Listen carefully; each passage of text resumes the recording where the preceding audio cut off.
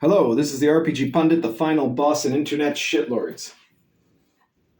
And today, I'm actually going to be talking... I am going to be talking about RPGs, really, but I'm also going to be talking about Lord of the Rings and, that is to say, Rings of Power and House of the Dragon, the Game of Thrones sequel. So we got two sequels there. One is technically a prequel, but it's not. It's actually factually not anything to do with Lord of the Rings. So there we go. But I thought I would point out something very interesting, which is I think also applicable to your RPG campaigns if you're a DM. Okay, so you've heard probably that the people that are behind Rings of Power and Amazon and the news media in general have gone out of their way to try to talk about how racism is the reason why nobody is watching Rings of Power, right? Because there's black hobbits or something like that, right? That's enough that people will choose not to watch it, And in a lot of these articles, they say, oh, evil, toxic fans are making racist attacks against Rings of Power and House of the Dragon because they both have diversity because there's black characters in them.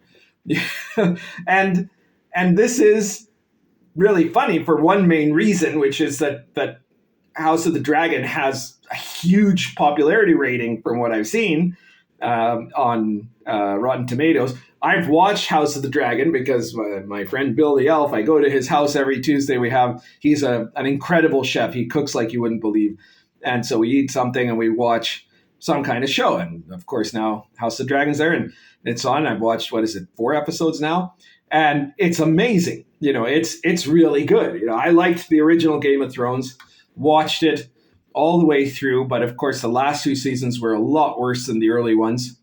But this one's really got it going on. They've come back to core. And I think that was because in the last 2 seasons, they started worrying about, there's the whole rape culture thing with what's his name, the Bastard of Bolton. They turned it into that instead of what it was supposed to be about. And then in the end, the finale had all of these elements of wokeness to them that didn't make any sense and they weren't necessary. And besides that, it was just a badly written ending. Apparently now they somehow got their groove back because House of the Dragon is pretty goddamn awesome. And I know why they've gotten their groove back, and I'm going to explain it to you in a second. Meanwhile, though, Rings of Power is a show, and I swear I'm going to get to RPGs here at some point. Meanwhile, Rings of Power has abysmal ratings, and it's dropping further, or abysmal approval, and it's dropping further as we speak. While we're talking, it's probably dipped down to 3% favorable or whatever on Rotten Tomatoes. There's Meatball. Meatball has come to express her disdain about Rings of Power. She's also convinced she's one of the dragons from House of the Dragon. Yeah. Anyway, the thing is, they're doing abysmally bad, right? And they're doing abysmally bad for reasons that have nothing to do with race, but they do have to do with elements of their woke ideology being inflicted into the series, right? So we've seen all this. I'm not going to go into great detail about this because you've probably read tons of articles about this already, about what's wrong with Rings of Power in terms of how they've made woke casting a priority, how they've misspent $1 billion on making these plot lines that are something out of a soap opera. It's generally pretty crappy, but they're and you look at, I'm going to say one thing, I'm going to comment on one detail, right? Look at the goddamn elves. This is an example. How I've said in my previous videos when I'm talking about RPGs that the Wizards of the Coast, for example, can't understand archetype. The people working there don't understand archetype anymore. So they don't have a problem turning all classes and races into a gray goo. Well, Rings of Power is what happens when you do exactly that.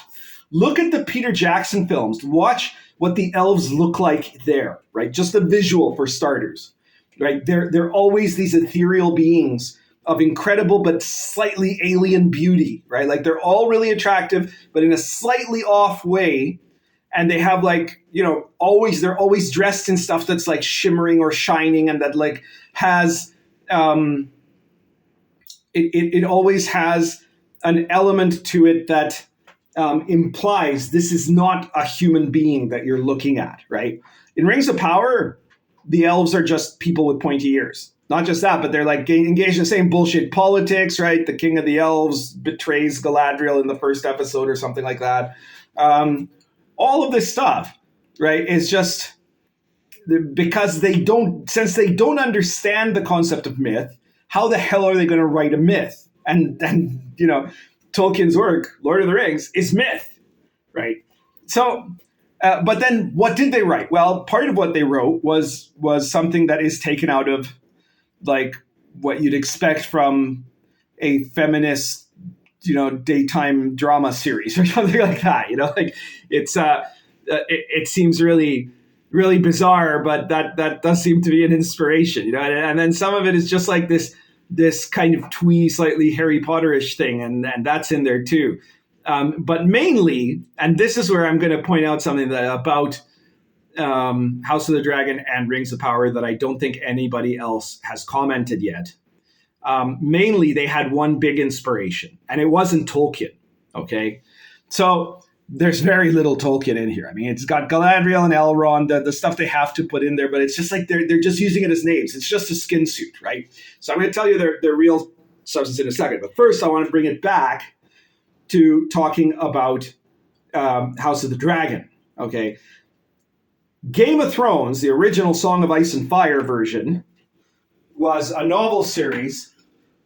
It's not really a myth. Like, it's a very modernist take on and kind of a deconstruction of traditional fantasy tropes. Right? Like, you look at it in the first book, you've got basically you have like Conan and Elric show up, right? Like Viserys Targaryen and Khal Drogo, and then you have like what's his name, Strider, right? Aragorn from Lord of the Rings, who is Ned Stark, right? The three classic molds of the fantasy hero, and they're all dead by the end of the first book, right? So like it's set up directly to say this isn't your standard myth, right? This is something else. Instead, it was based much more on a kind of realism to it. And there's a reason why it was based on a realism to it, which is that it was inspired by exactly the same thing that Dark Albion the Rose War was inspired by, the War of the Roses. Right, Game of Ice and Fire or Game of Thrones is essentially a ripoff of the War of the Roses. It's more mixed up and matched. Like they put it through a blender and then threw out all the elements that were cool into different parts than it was in the original. So it's not quite like in Dark Albion the Rose War where I'm trying to be as true to the original War of the Roses as possible within a fantasy context. But it's basically the same. That's why a lot of people have said that, Dark Albion and Lion and Dragon are really good systems to run Game of Thrones campaigns on. It's because they have the same fundamental inspiration, right? They're both based. I mean, Lion and Dragon is set up for medieval authentic role-playing in the kind of late medieval period, which is what Game of Thrones basically is. But besides that, Dark Albion, which is the setting of Lion and Dragon in a way, and which was certainly where the Lion and Dragon rules were created, was a very scheming, plotting, bloodthirsty, wars, battles, weird kind of sinister magic, terrible creatures sort of setting, exactly like Game of Thrones is, because they had the same source. Like, not just the source in history, but also there's a source in myth and legend. There are elements of myth and legend that appear in the War of the Roses that appear in Game of Thrones, and things also that tie in a way to the same kind of mythic aspect. Like, for example, the Morte d'Arthur, right? The Arthurian tragedy by Mallory was written during the War of the Roses, and it was actually a metaphor about the War of the Roses, right? So you have a story within a story there that is linkable to some of the tragedy of what you see in Game of Thrones too, right? All of that stuff. So Game of Thrones was really great in part, not so much because it like tossed out modern fantasy, although it does do that, but because it tied it back to instead a medieval realism, right? And specifically, it ripped off in a big way the War of the Roses. Well, House of the Dragon does the same thing, except it just rips off a different period. It rips off the period in history known as the Anarchy. And so the Anarchy was a period a couple hundred years earlier than the War of the Roses, just like House of the Dragon happens a couple hundred years earlier than Game of Thrones. And in this period, what you had was a situation where there was a king. He had a son, an heir. That son and heir dies in a boating accident. And now he's only got a daughter, right? He still wants his daughter to inherit. And then when he dies, it kicks off a civil war between her and her cousin, who also had a claim to the throne and is male, right? And so there became the conflict of primogenitor versus not primogenitor. Technically, she was in the right, that was Matilda, but Stephen was the one that had the bigger support, and it started a war that lasted for decades. It took it took 20 years really to be finally resolved, and that was resolved by the actions of Matilda's son, who basically forced himself onto the throne.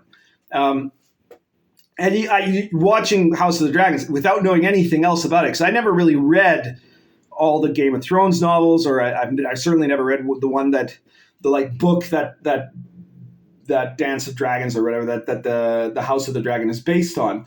I looking at this as a historian, I'm looking at this and I'm like, okay, yeah, this is the Anarchy, right? And if it is, weeks, it's going to be horrifying, right? Later on, because the Anarchy is called the Anarchy for a reason, right? That's a contemporary term for it, really, and it's a period where the whole land was in just absolute chaos and devastation, right? The thing with the crab guy, that could totally happen during the Anarchy, right? It was it's almost had in some places this supernatural aspect that because there was a conflict in the crown, the kingdom itself fell ill, and it was seen as a horrible horrible time in history for everybody involved, and so once again, Game of Thrones is going back to a historical source in real medieval history to act as its fundamental source, right? And it's drawing that out, right? Rhaenys Targaryen is totally Matilda. There's no question to me. So you can expect that it's going to be good because it's tying to something real, right? Rings of Power, on the other hand, it's mainly tying into Game of Thrones. Let's face it, right? Rings of Power, the main thing it's based on is Game of Thrones. It's not really based on Tolkien, that's for sure. It just kind of name drops a bit of Tolkien. But we all know right from the start that Rings of Power was Jeff Bezos wanting to have Amazon do a Game of Thrones as good as Game of Thrones, right? To do something. And so that's why he said, well, what am I going to do? Well, I know, I'll buy the rights to some obscure tertiary or quaternary piece of the Tolkien material. And then we'll just do a Game of Thrones series with that. And that's why it looks like this. That's why it's so wrong. That's why everything about it is off. First of all, it's not based on anything except self-referencing to a TV show. Not even the books, nothing, right? It's just trying to have the same feel as the TV show, as Game of Thrones, right? And so it gets it all wrong. It has the little map, just like in Game of Thrones, right? And then people are all over the place doing different things, and it flips back and forth, just like Game of Thrones. But they keep getting it off, right? Because they don't understand that what captured Game of Thrones was not those details of style or cinematography. It was this story that was drawn from something real, and they have nothing real. And in fact, to do it, they ruin characters that fans loved, like Galadriel. They actually believe that Galadriel was a wuss in the Peter Jackson movies and in the books, but now she's awesome because now she climbs glaciers and can kill a troll in 10 seconds. And they don't realize how weak that makes her compared to what Galadriel was when she was this being that didn't have to do those things, right? They don't get that they're actually diminishing everything about it. So in the context of gaming, when you're trying to make an inspiration for your setting, especially if you're doing a homebrew, other setting, well, the inspiration for a Forgotten Realms campaign, I guess should be the Forgotten Realms. I'm not sure why you'd play the Forgotten Realms, but you can, right? And it's all right. But then you better make sure that it's based on the Forgotten Realms, right? Or Star Wars is based on Star Wars or whatever, right? But if you're going to make a homebrew setting for your campaign, don't make it self-referential to other things in the hobby. Look at what those things are based on and look at that and work on that to develop something new and something better than the way they did it, right? So in other words, don't make your homebrew setting look like the Forgotten Realms or like the anti-Forgotten Realms, right? Like my setting is going to be the exact opposite of Forgotten Realms. That'll make it original. No, it won't. It'll just make it a stupid exercise in rejecting what Forgotten Realms is about, So instead, look at literary sources, look at mythology, look at history, right? Dark Albion has been a bestseller. It's based on the War of the Roses, right? Sword and Caravan is already a big bestseller, and it's based on the Third Crusade and the early medieval trade on the Silk Road. And the Mongol invasions are at the end of the campaign period. So there you go. So it's full of inspiration, right? Like people really like it. And the Old School Companion is a bestseller, and it's got 26 adventures that are all based on like historical or mythological or folk tales or legends as their basis, right?